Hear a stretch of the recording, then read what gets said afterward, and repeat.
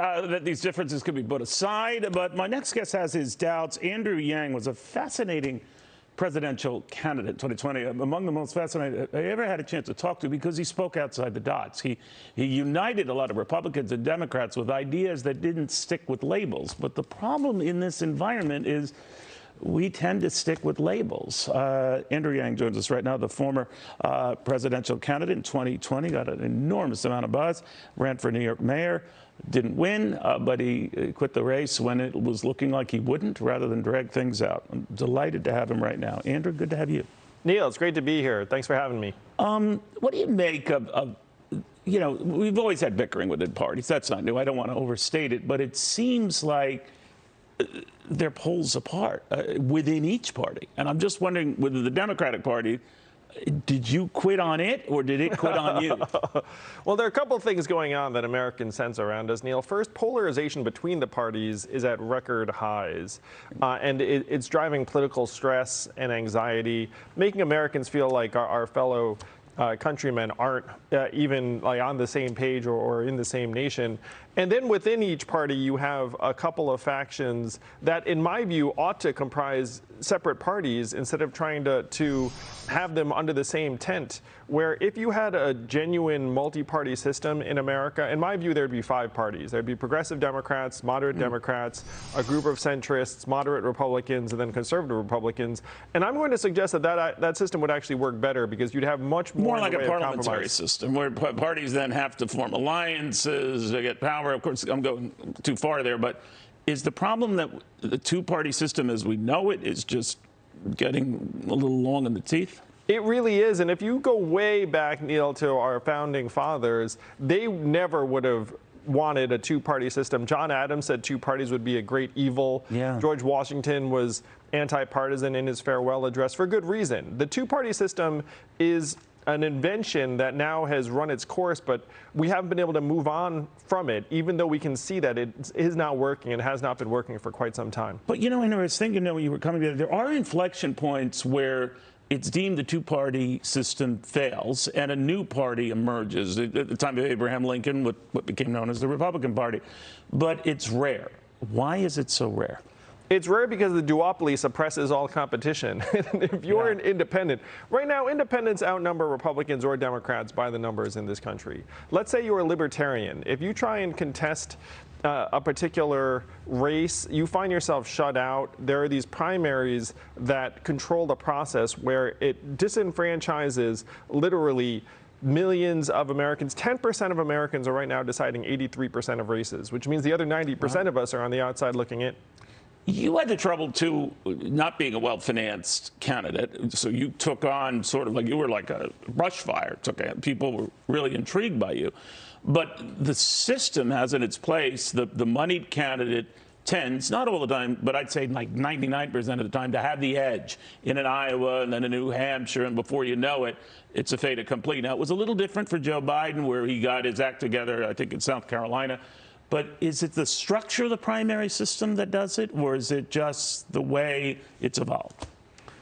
The primary system does advantage certain candidates. And in the Democratic Party, you can tell that there is a bit of a thumb on the scale being applied from folks in D.C. very often. The Republican Party is actually a little bit more open, where whoever wins the most votes ends up in Washington. But you saw it with the way that the DNC sandbagged Bernie in both of the last cycles. They weren't like, oh, let the voters decide. It was more like, let's try and have the right candidate win.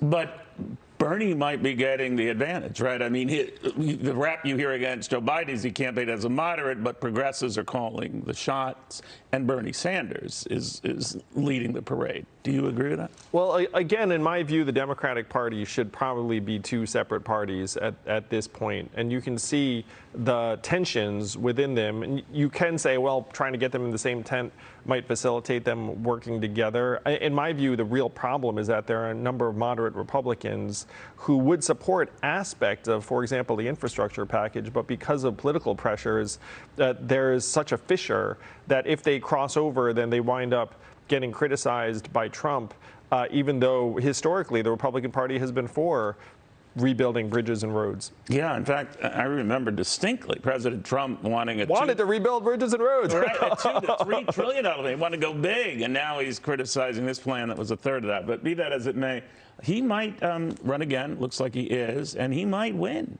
What do you think of that? I think that Trump is probably going to be the Republican nominee, and I think that Joe Biden is probably going to be the Democratic nominee. And I'm going to suggest that a lot of Americans might want something a little bit different, that this might not be a movie you wanted the sequel to, where Godzilla Rodan kind of deal? Oh, yeah, I mean, it's pretty similar to the first movie, at least, from the beginning. Why don't third-party candidates? I remember you and I were chatting during the break. There were a lot of people, I remember, who watched you and marveled at you in debates, and you were very skillful, who said, I'd vote for him, but, is it a wasted vote? Does he have really a chance? And I always thought if people who actually thought that voted that way, it would be a different thing. Just as when we've had third-party candidates in presidential races. Remember John Anderson in 1980, I guess it was. I like him, but he doesn't have a chance. Or whether you like or dislike a Pat Buchanan, I like him, but he doesn't have a chance. Ralph Nader, like him, doesn't have a chance. That if more and more people thought that person was on equal footing, it would be different. It's one reason I appreciate you so much, Neil, because a lot of that happens in the media. And I think the most prominent recent example was Ross Perot in '92, got 19.3% of the vote. The way we make this happen in real life right now in the United States of America is shift to nonpartisan open primaries so that anyone can run for any position. You can vote for anyone you want, and have a process that gets rid of this spoiler effect, where right now the cudgel that gets used is, well, if you vote for this person, it's going to screw it up for this person. Right, exactly. And so that's an archaic voting system that we use, the plurality voting system. If you shift to something more modern, like, for example, ranked choice voting, then you can vote for whomever you want. You can lead with the Libertarian and then put the Republican second, and then no one can accuse the Libertarian of messing anything up. All it takes is just a modernization of the voting system, which is what my party, the Forward Party, is now championing. This is a movement to enable independents to have a seat at the table. And to get everyone in, to get everyone into the process. Yes, and the great thing, Neil, is that even if the same people win, their incentives would be better if you had nonpartisan open primaries, because right now the fact is you're going to answer to this 10% of the most partisan voters that control whether you get reelected. You're not actually delivering for 51% of the population. It's just the 10%. Yeah. As a business person, those are bad incentives. Like, you want incentives where it's like, look, if I make 51% of you happy, then I come back. Let me ask you this. You never complained about it when you were running, but I've always thought that our country was open to an African-American president. Our country was open to a female vice president. Asian-American thing, not so much. Do you think that was an impediment? What's interesting, Neil, is I spent years campaigning in Iowa, Ohio, New Hampshire, other parts of the country, and I never felt the least bit unwelcome as a result of who I am, being Asian American. To the extent that I think that there was like some kind of different treatment, it was in the media, truly. Exactly. That's exactly right. You're exactly right.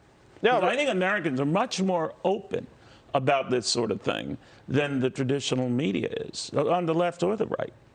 Well, yes, I had thousands of interactions with Americans, and they were very, very open to my campaign. They were open to a different form of leadership. They saw in me a fairly regular person who just wanted to do right for them and their families. To the extent that there was a fixation on race that ended up being an impediment to my campaign, it was more likely to come from certain elements of the national media. Did that bother you, though? And then that kind of view escalated after, if you think about it, COVID and the whole nine. It's hard to say in this day and age that continues, but it did. But to your point, in the media.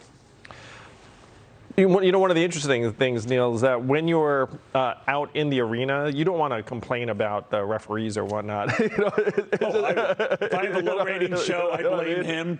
If I blame the people in control, I never take the blame.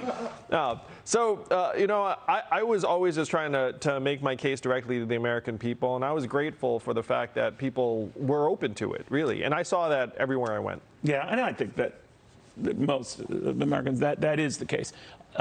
What about your future? Where you go? Obviously, you're a successful entrepreneur. A lot of the ideas you hatched are coming to reality. They're in this this measure, by the way.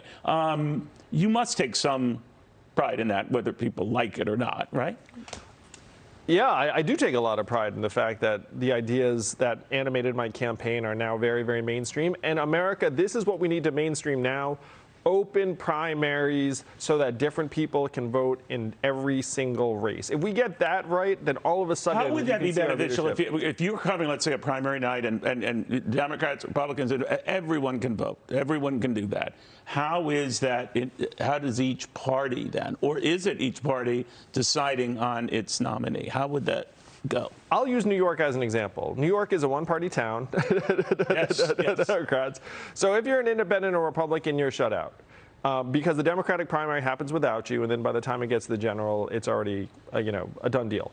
So if you had open primaries in the New York mayoral race, for example, then independents and Republicans could vote for that candidate. And then even if I didn't agree with you, I'd have to hear you out. Your point of view would get incorporated into our policies. So you would be in that bunch as well as a Curtis Lee, a Republican, but that everyone would be in the mix, and everyone would have a chance to state his or her case. Yeah, and it would boost turnout because I guarantee, and I met them, a lot of independents and Republicans are checked out because they were like, hey, I don't have a meaningful say. And you know what?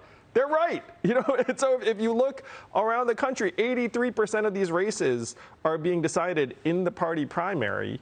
And it's one reason why so many of us are so jaded and cynical about politics, right, because we know that our votes don't matter. So you make that change, then all of a sudden the incentives of our leaders would improve overnight. President Biden didn't have a role for you in his administration. It seemed like almost all the other candidates got something out of it. Well, I ended up running for mayor of New York City. I heard. And now I'm incredibly excited about this forward party movement that we're building, because this is the real problem. I'm going to do whatever I can to help the country, Neil. Right now, I am convinced that the best way I can help is by trying to free us from the tyranny of this duopoly that we can see is crumbling around us, but it can't get out of the way in time. Well put. Andrew Yang, the former New York City mayoral candidate, presidential candidate. I just want you to get past your blinders and wherever you are politically and just think about thinking outside the box. We need a hell of a lot more of that.